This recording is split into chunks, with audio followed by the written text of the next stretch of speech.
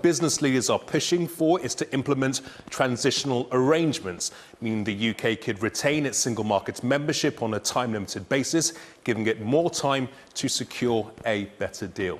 The second option is to try to stay in the EU single market, which some MPs want, but both Theresa May and Jeremy Corbyn have ruled out. The UK could remain a customs union member, but outside the single market, which means the UK and EU wouldn't charge import taxes on each other's goods, allowing greater ease for trade. And the fourth option, no deal. The UK would remain a member of the World Trade Organization, but have no free trade with Europe, meaning there could be tariffs on our goods. Well, let's discuss this in more detail now. I'm joined from our Westminster studio by Chris Southworth, Secretary-General at the International Chamber of Commerce, and the Conservative MEP, David Campbell Bannerman, also joins us. Many thanks indeed to you both for joining us this afternoon. Chris Southworth, this approach by the CBI, is it a common sense approach, or is it denying the will of the British people? No, I don't think it's denying the will of the British people at all. I think business leaders fully accept that the UK is leaving the EU. The question is how to undertake that process with minimal disruption to businesses themselves, and that's what the CBI are referring to, is that you have one transition to whatever that new agreement is rather than having two transitions.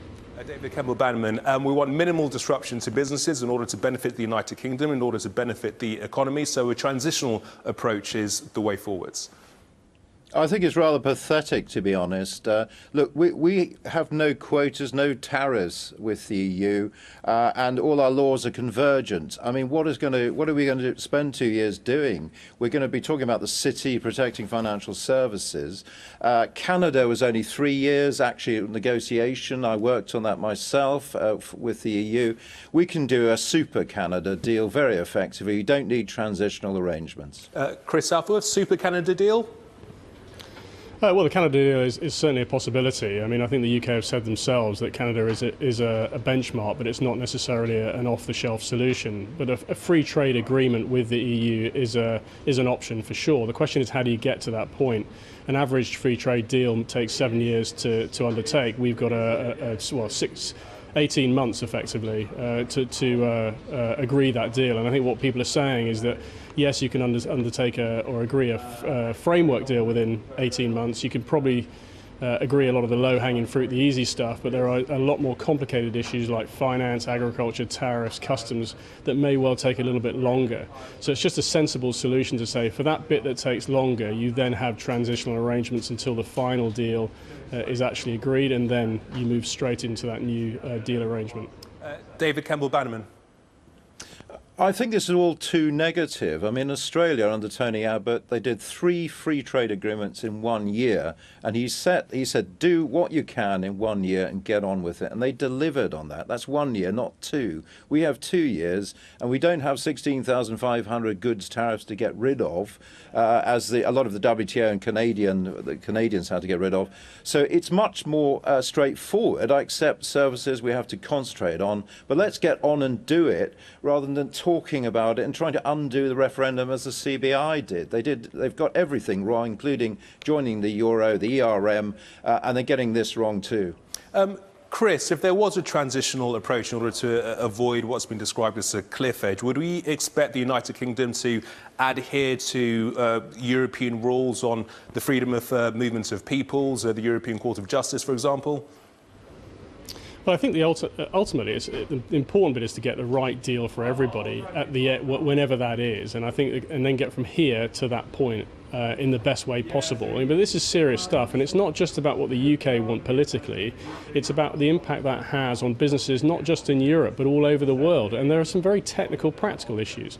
Nobody is suggesting or trying to block the process. I don't hear anyone talking in those terms. There's complete acceptance of where the UK is. The question is, how do you implement that in the best way possible with minimum disruption to people's lives? There are people's lives. There's livelihoods, there's jobs. There's cost to businesses. You know, this is serious stuff, and it needs to be taken seriously. It's not a question of whether you're putting a block in the way. Nobody's trying to do that. David Campbell Bannerman, I see you shaking your head.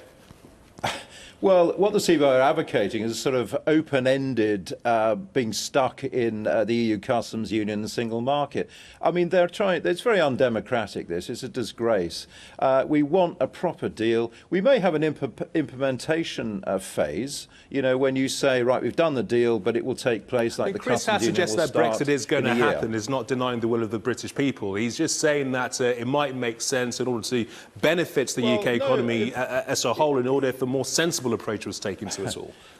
I'm sorry, this is a clever way of undermining the decision of the British people, because if you get stuck in the customs union, the single market, I mean, Norway, the EEA agreement they're in, they're very unhappy with it. Many aspects of Norway they're unhappy with. There's greater intervention from the EU all the time. They want a new deal as well. We don't want to be stuck in there, paying out a lot. And David Cameron said in the referendum, well, you get to pay, but you have no say. We don't want that deal. It's been condemned by business in the referendum. Now they're advocating it, a lot of these people, including the CBI. And I just think it is wrong-headed.